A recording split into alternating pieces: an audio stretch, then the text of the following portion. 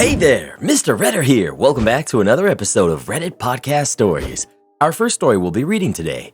My parents refuse to let me have my own bedroom even though we have extra rooms. After that, am I the jerk for not giving up my home office so my daughter can have her own room? And after that, I don't have to work overtime? Okay, roger that. Now for every thumbs up this video gets, one Karen will turn from her evil ways. I already have. Have you not seen my character progression over the past 4 years? So please smash that like button and subscribe and turn on notifications for new stories from Reddit every single day. My parents refuse to let me have my own bedroom even though we have extra rooms. Me, 14, female, and my twin sister, Kate, and our parents, who are in their 40s, live in a 4-bedroom house.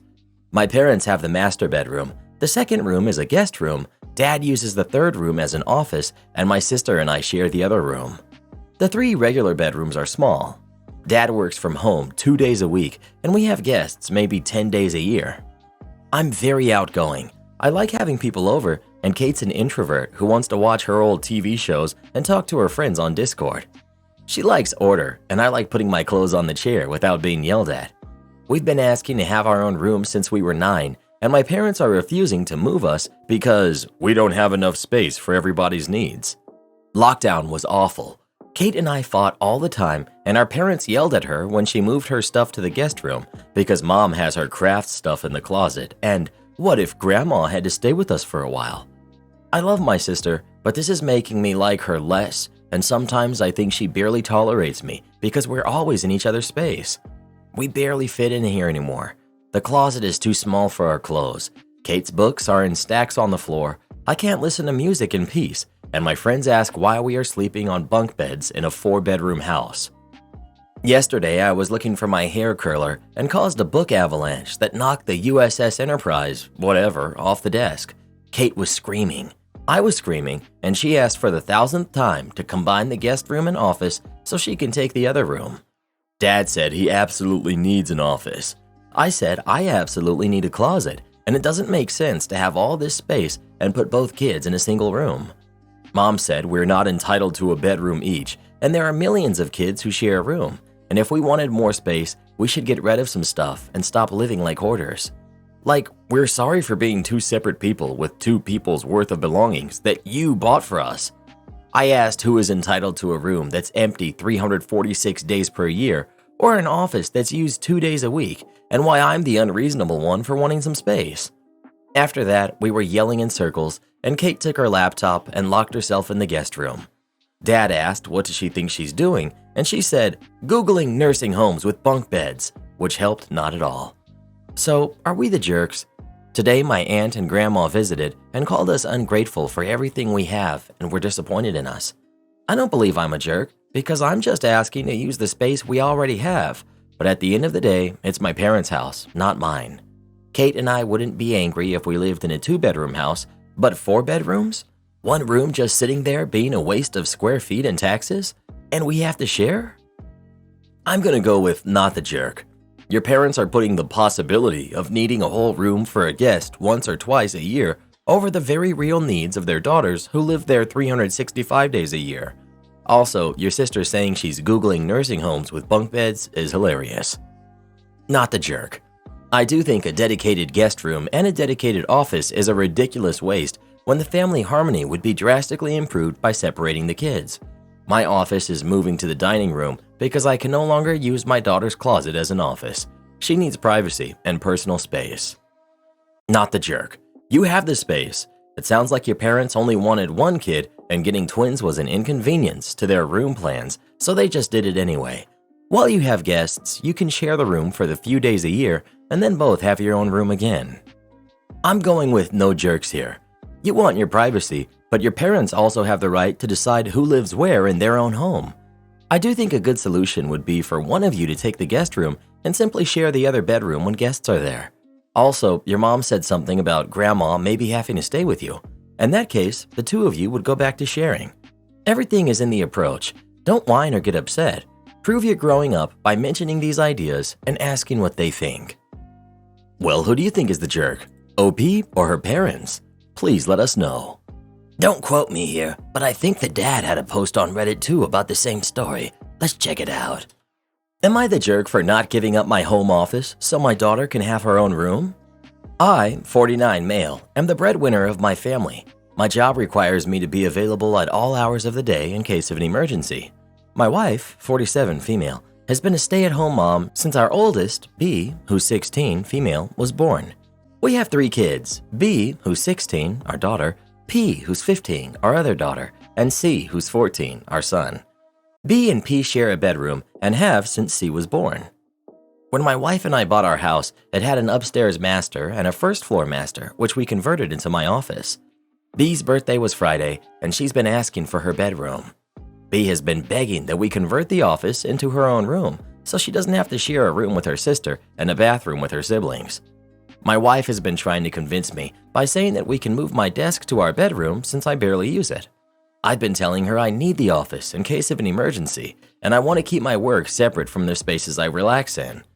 B got very upset by this and said I'm denying her privacy and space of her own.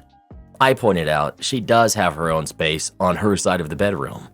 I also pointed out that she will be sharing a dorm with someone when she goes to college, so she will have lots of practice. B got very upset by this and said some classic teenager things like I'm ruining her life and she hates me. B also said it's unfair C has his own room. I asked B if she would like to share a room with C instead, and she said no. My wife thinks I'm being selfish and that B and P are growing up and deserve to have their own spaces. My wife keeps telling me I'm being unfair and acting like a jerk.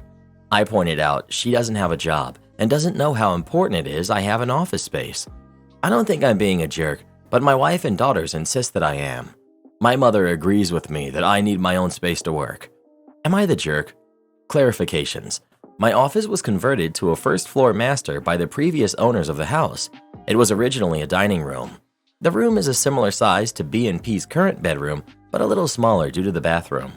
My daughters have a blackout curtain that covers their beds and desks that my wife made when the girls hit middle school. I use the office around 20 to 30 hours a month. I handle legal documents that need to be kept behind a locked door. We don't have a basement. We have an attic, but the only way to access it is through a drop-down ladder in the hallway. Yes, I did ask my mother for her outlook on the situation. My mom doesn't have any input on my relationship or life, but I do occasionally ask her for advice or her opinion on matters. My wife asks her mom for advice all the time, and I have no problem with that.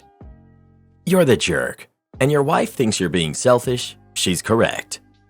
Honestly, I feel like you're the jerk just for being an almost 50-year-old man and involving your mommy in this.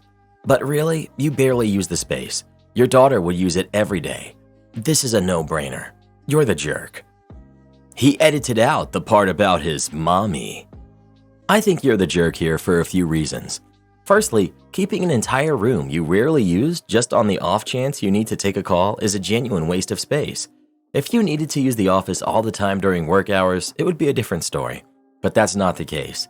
Secondly, on that note, not wanting to have a desk you rarely use in your room on the off chance you need to have some privacy during a work emergency because you want to keep your workspace separate, that's a bit rich when you're asking about your 2 teenage, almost adult daughters to share their space 100% of the time.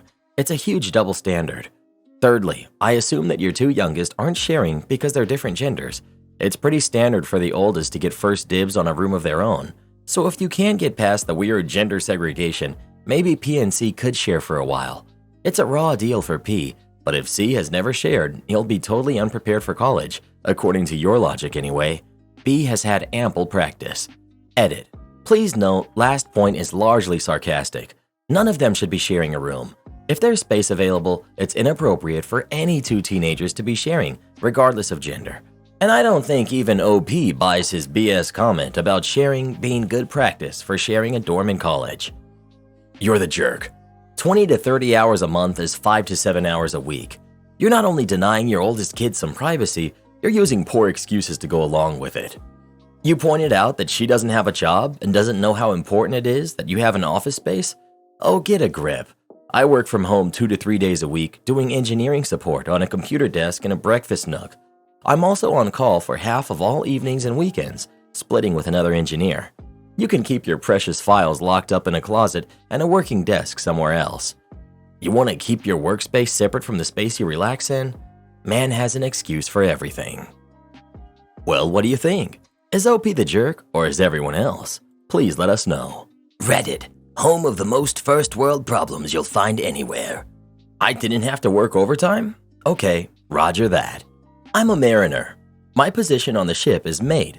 Below me are my deckhands who are responsible for the labor work like painting, grinding, maintenance, line handling, cargo ops, etc. Above me is the chief mate, second in command, and the captain, in charge of everyone and responsible individual for the entire ship. We are officers and we do the planning for navigation, ship handling, training, payroll, etc. I work for a private company that pays me by a day rate, which is a 12-hour workday. I work 1 month on and 1 month off. Like most industries, we are undermanned, can't hire enough to fill all positions. Now, the ship I work is even harder to crew up, mainly because of the captain. He's got a notorious reputation for being a jerk, so people find all sorts of ways not to come to this boat. And if they do, they only work 1 tour and never come back. I joined this ship back in May, and for the last 7 months, it's been kind of horrible working for this captain. He's a narcissist, condescends everyone, insults everyone, works us like slaves, never thanks us, just an all-around class act. You know these type of bosses. They never let up. They push you to the limit and just make you hate work and life. With that said, I've been working 15, sometimes 18 hours a day because we're short-handed. I'm doing all sorts of work that's not in my job description. I had to do cargo ops, handle mooring lines, maintenance, all in addition to my mate duties. I'm a very hard worker, a team player, and I never say no to work. The thing is, we don't get paid for any more than 12 hours of work a day, so all those extra hours I worked are unpaid. It burns me and I hate it, but like I said, I'm a team player. I want to make sure it's safe for my guys, the operations get completed, the clients stay happy, so I do what is asked of me. I'm also the cook. We don't have an official cook on board because this is considered a small crew in a small ship. I was cooking lunch every day for my crew and many dinners too. Generally, you're on your own for breakfast and dinner. I was so good at my job that he and the chief mate passed their duties on to me so they can just sit back and relax. Chief mates and captains have a lot of paperwork to do, but I was handling that for them too until up to this point. Well, one day, I'm just completely burnt out with these 15 to 18-hour days. I get into a discussion about how the captain and company are stealing my wages because I'm working more than 12 hours a day. I asked him if I could show up to watch an hour later than my scheduled duty. The engine department does this when they require their folks to work overtime the day before. I work a swing shift which overlaps both the captain and chief mate, so it's not unheard of or uncommon to let these guys show up late, especially if they work more than 12 hours the previous day. Well, once I asked to sleep in an extra hour, all heck broke loose with him insulting me, calling me names, being horrible. Nobody wants to work anymore, blah blah blah. Just nasty, inappropriate behavior that shouldn't happen, but happens all the time in this industry. He then finishes his verbal beatdown with a grin on his face. You know, mate, you never had to work overtime. You could have just said no. I was steaming at this point, but I just replied with, okay, roger that. I called it a day and went to bed. Cue malicious compliance. The next day, I'm already on watch, and he comes on to work and asks me what's for lunch. Nothing, I'm not cooking today. Did you pull out anything from the freezer at least? Nope. So nobody had any real food for lunch. They all made sandwiches and ate chips instead. Later that day, hey, I need you to go finish painting the rescue boat. The guys are busy with other projects and I want this done today. Well, Captain, since it's not in my job description, I respectfully decline. We get into a little arguing, but he concedes. The very next day, he pulls the same thing. What's for lunch? Nothing. What do we have that we can cook real fast? I don't know, Captain. I didn't check. Cooking isn't my job, remember? So I don't plan on doing it.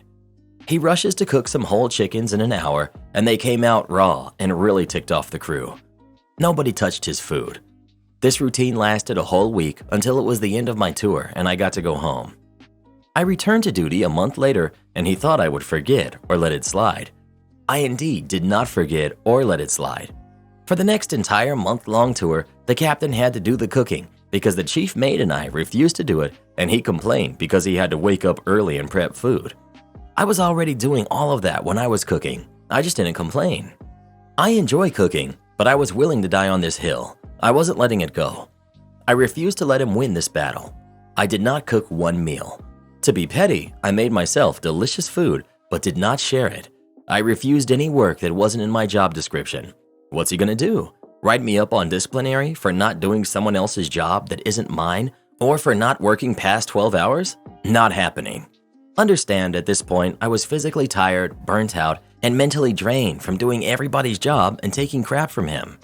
I asked for a transfer to another ship, but got denied, so I'm still stuck on this ship with this captain. But now he knows where I stand, and I haven't cooked or done extra duty since. And that's what you get for taking advantage of a good worker and always insulting me. Edit. I forgot to add that one of the reasons for not getting a transfer is because nobody is easily willing to come here and work with this guy. One day during that hitch, I came up to the bridge and overheard him talking to the assignment manager about keeping me here permanently because he's a good mate, he's prior military, and he can cook. Blah, blah, blah.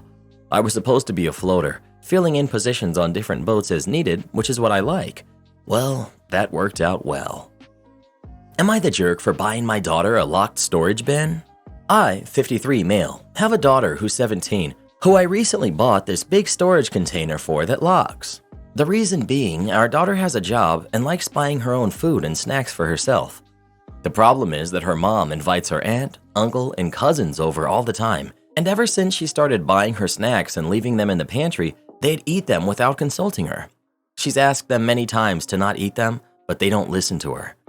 For reference, she likes to order snacks from other countries as a way to broaden her horizons. She's also linguistically gifted and likes to try and read labels to help expand her vocabulary.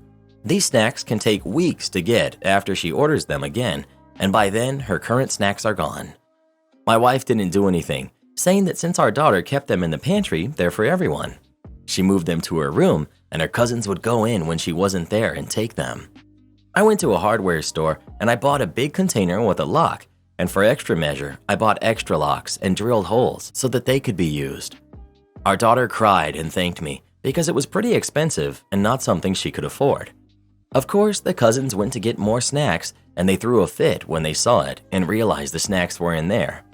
They told their parents and they told my wife, and she's not happy with me, saying that our daughter should share her snacks with family and she's being selfish and will become overweight.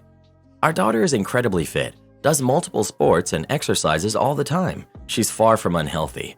I told my wife she could order her own, and our daughter was happy to tell her where to order them, but she didn't like that either and told her that the chest needs to go and that I should have consulted with her before buying the bin in the first place. Am I the jerk? Edit. The relatives are our daughter's cousins and aunt and uncle. They are my sister-in-law, brother-in-law, and nephews, and sister-in-law is my wife's sister to clear up any confusion. The pantry I also fully stocked with food. No one is going hungry and eating our daughter's snacks because they have to. Your wife is well out of line. How dare she take your daughter's things? Your daughter works for these treats. Your wife has no right to steal them and has no right to advocate her other family members stealing them. You did the right thing. You're not the jerk. Not the jerk, but I would take it a step further and get a deadbolt lock for her room to lock it when she isn't there. That way the cousins can't get into her room and will have something else to complain about. Not the jerk. Your wife sounds like a nightmare with no respect for others. The cousins sound like entitled whiners. They can buy their own snacks if it's that important to them. Congratulations on standing up for and showing respect for your daughter. Am I the jerk for laughing in my friend's face because he said I'm financially mistreating my boyfriend? My boyfriend, Matt, and I have been together for about 10 months now, and he moved in with me about 4 to 5 months ago. I own my flat, and I have a somewhat well-paying job. Matt just went back to school part-time, meanwhile working a lower-paying job. He pays for half the food, utilities, and dates. I like to travel a lot, but Matt can't really afford it, so I mostly go with my friends, but he came with us for a little winter holiday after Christmas. After we got back, one of my friends, David, who was with us too, came to me saying that he wants to talk to me about Matt. David told me that he observed Matt during our vacation and what I was doing to him really wasn't okay. He saw that Matt was struggling to pay for things, often checking if he had enough money. David eventually said that it's wrong of me to expect Matt to pay for half of everything, since I make so much more than him, and the fair thing would be to divide things based on our income percentage. Like I pay 70% for the things and Matt only pay 30% instead of 50-50. David told me that I'm not allowing Matt to save any money of his own, trapping him in our relationship since Matt couldn't afford to live alone, and that's financial mistreatment. I just laughed in David's face. This is one of the most ridiculous things I've ever heard. I didn't really try to refute anything he was saying because none of it made any sense. David got really offended, angry, and disappointed, or I don't know what. It was kind of hard to read, and he said he expected better of me. That he came to me with a genuine concern, wanting to be helpful, and he didn't expect my immature reaction to it. It's been a couple of days since this, and I still can't wrap my head around it. I'm thinking maybe I should apologize to David for laughing at him, as he really did look concerned. But what was he even thinking? Am I the jerk? Edit. I did make one point to David after laughing, which was that Matt lives with me for free. I only ask for half the utilities, which is less than 50 euros a month. I, on the other hand, have a pretty big mortgage. To this, David said that Matt lived with his parents before without having to pay rent, so that's irrelevant, and I felt like there wasn't much more to be said. What? You aren't married to him, so you're not liable to financially support him. He's not even paying rent. He's an adult that made a big boy decision to move out of his parents. Now, if he's paying more than he can afford, then accept that he can't afford this lifestyle and needs to move back home. The financial mistreatment accusation was beyond unreasonable. Not the jerk. Not the jerk. Sounds like Matt gets to choose his discretionary spending after he pays his way in food, utilities, etc. The cost of living. You're not forcing him to travel with you or to do any of the other things that you do. You don't control his money or his accounts or his time. If he wasn't living with you, he'd probably be in a worse position. He's currently living rent-free. That's the sacrifice you make when you cut back hours to go back to study. Again, his decision. David is showing his entitlement and inserting himself where he has absolutely no right or relevance. He needs to get over himself. You could have adjusted as appropriate for that specific situation, including choosing less expensive activities if he was struggling. Am I the jerk for promising to pay for my adopted sister to go to uni, but not my biological brother? I, 21 female, have an adopted sister, Amy, who's 17, and a biological brother, Jerk, who's 16. My dad, 52 male, and my mom, 45 female, adopted Amy after fostering her. I do not live at home as I'm at uni, but I went home for Christmas. Growing up, my parents always favored Jerk and me over Amy. I did not have a good relationship with Jerk, and he doesn't really respect me, but our parents always let him get away with everything. Amy had the worst room, and my parents don't allow her to use my room when I'm away, even though I said she could. When I lived at home, I allowed her in my room, and we used to spend time together. I was not mistreated by my parents, but clearly they had a special bond with Jerk. Jerk almost never speaks to Amy. My parents kept discouraging me from speaking and having a good relationship with Amy indirectly. Amy was required to do way more chores than the rest of us, and I'd try to help Amy when my parents were away, even though she never asked me to. We have a fairly big house, and because of these extra chores, Amy did not have much of a social life, but she was very studious, I am too, and is doing fairly advanced courses for high school. My parents have always wanted me to be a nurse or a doctor, and told me they would only pay for my college if I picked something they agreed with. I wanted to do computer engineering, which they disapproved of. Amy also started getting into coding recently, although she didn't start as young as I did. I started saving for college, doing freelance work, and releasing some apps. Luckily, I got a partial scholarship and some loan funding, and I ended up going to a top school. One of my apps did quite well, and I started a company for it, and now I can comfortably pay off my debts when I need to, and I get paid a salary from my company. The thing is, I don't know how sustainable this will be long term, as it's just a startup, and if it loses momentum, it can fail. I'm considering hiring another developer to help support it, but I'm waiting till I graduate to decide about that. I also have investors interested, and I'm still thinking about that too. My parents have tried to sabotage my side gig, and I feel like it irks them, skipping the details because of character limit. During Christmas dinner, my parents announced to Amy that once she turns 18, they want to retire and she won't have to pay rent, but she can stay as long as she keeps helping out with her chores. I saw red, told my parents that it was wrong to see Amy as a live-in slave and that she was smart and had a bright future ahead. They said they aren't going to pay for her to go to college for a useless degree and that they needed help since they're retiring. They're very upper middle class and could easily afford a paid maid. I said I would pay for Amy and she's going to live with me if she got into a uni in the same city. Now everyone thinks I'm the jerk as I refuse to do the same for my brother and they aren't talking to me. I also gifted Amy a high-end laptop since she had no computer and they say I favor her. Not the jerk, but OMG, your parents, gross. Yup, I'm curious as to when your parents started fostering Amy, because it's a known thing that in some states in the US, fostering an older kid will get you a nice big paycheck from the state every month, and some terrible people just foster older kids to be their live-in help, as well as collect that monthly check. Whether your parents did that or not, they clearly are treating Amy badly, and I'm so glad you have her back. Not the jerk.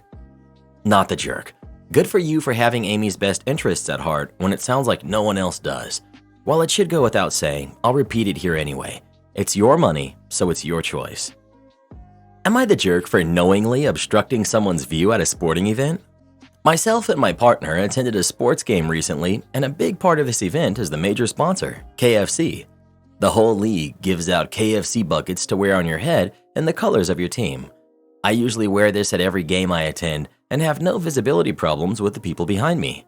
However, on this particular game, the woman behind me did have an issue. As soon as I put on my bucket, she blurted out loudly, "Are you serious?" I chose to ignore the remark and left my bucket on.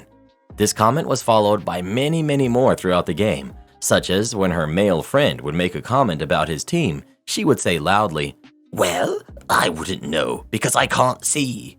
And when my partner and I went to grab a beverage and return to our seats, she again blurted out, "Great, I can't wait to not see again." My partner texted me throughout to ask if she was talking about me, and I responded with, "I won't entertain her comments. If she asks me nicely, I'll pretend I didn't realize and take it off straight away." I took this approach for the whole game. If she asked me nicely, I would take it off my head without hesitation, but I refused to reward her bad manners. She went to the extent of swapping seats with her male friend in the second half of the game, but still made remarks out loud, such as, "See? I told you you can't see," and "Do you understand why I'm upset now?" But he brushed it off and didn't make a fuss. So, am I the jerk for knowing that I was obstructing her view, but chose to match her pettiness about the situation? Edit. I lacked context about the buckets. These buckets are given out in every single game. Edit. I won't be entertaining any corporate media advertising BS. I wear the bucket because it's in the colors of my team and matches my tee, which is also the color of my team. Last edit. I obviously didn't know it was an issue until her first remark of, "Are you kidding me?" But with that kind of statement, why on earth would I reward her? This bucket has never been an issue before, as mentioned. You're the jerk. You're a bit hypocritical talking about bad manners. I don't get why he was the jerk. Not once did the woman ask him if he would mind taking it off. He didn't put it on with the intention of blocking her view.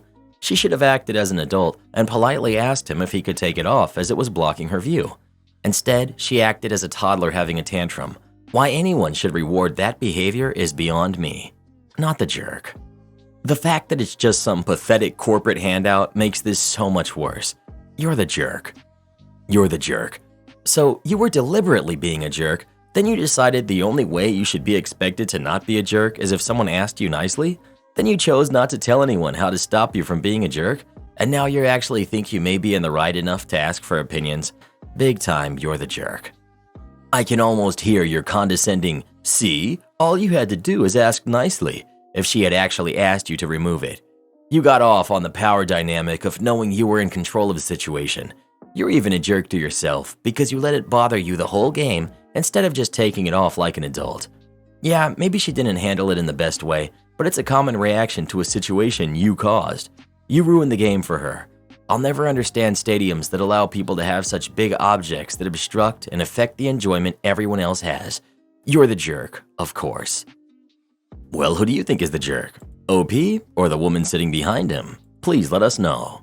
If someone was loudly complaining about me like that, you bet your butt I wouldn't take that thing off. You win bees with honey, not by being a Karen. These people on Reddit are so stupid with their comments sometimes. Next door neighbor keeps unscrewing my garage door light bulb. The people next door built on an empty lot and have been a pain in my side yard ever since. Now he's messing with a light bulb. Background. I get along with the wife. She seems okay, but the husband is a petty, insane lunatic. My first interaction was during fall. He had cut down all the trees on the lot, so he blew every leaf into my yard, claiming they were mine. Police threatened him with a fine for littering. If a branch falls and is thrown in my yard, I planted shrubs to stop his dogs from going to the bathroom in my yard after I saw him encouraging it into my yard. There have been dozens of crappy interactions. I cope by ignoring him and steering clear. I have a light bulb on the side of my house. It's next to an exterior door that goes into my garage. 2 more lights on the same switch are on either side of the overhead garage doors. This side of my house is 25 feet from the side of his. There are bedrooms and windows. When the light is on, it casts light on those windows. I have the same issue with my other neighbor and have had blackout curtains for the last 14 years that I've lived here. They are motion activated and floodlights all night. Curtains work and I don't see any light. I do not use these garage lights often. When I do go out of town, they are left on. When I came home from my last trip, only the lights on the front of my house were on. I later discovered the side light was unscrewed. We used to have 150-watt LEDs, which I downgraded to a 60-watt. If there was not a history of teenagers cutting through my yard at night, I would have removed the light fixture altogether. However, I keep seeing tracks in the snow or dirt all year long, so I keep it lit for my own security. It's really upset me that he's trespassing onto my yard to loosen my light bulb. I don't know what to do at this time, but I'm mad. The 150-watt light bulb is going back, and I'm going to leave the light on more often. My retired police officer friend told me to put my Ring doorbell on the back door to catch the action. Nothing will happen legally, but I could put the video on the neighborhood Facebook page to publicly shame him and ask, "Anybody know who this is?" I get it, I'm being petty, but it's my darn light. Who does he think he is to come into my yard and unscrew it? I never thought of doing that to my neighbors. I just bought blackout curtains. Am I overreacting? I feel that his pettiness has hit a vein and turned me to petty as well. What would you do? Head over to Costco and get one of those new LED security lights. There are no bulbs to unscrew. Can you adjust the light so it doesn't point directly into their windows? Yes, they sound like crappy neighbors, but this seems like something that could easily be remedied. Add a camera for extra security. If, after you've adjusted the light, he's still coming onto your property, then go to the next step. I think you should replace the offending light with one that doesn't shine into his windows, but add security cameras. Be the better person. Support our channel by joining as a member today, and we'll give you a shout out in our next video.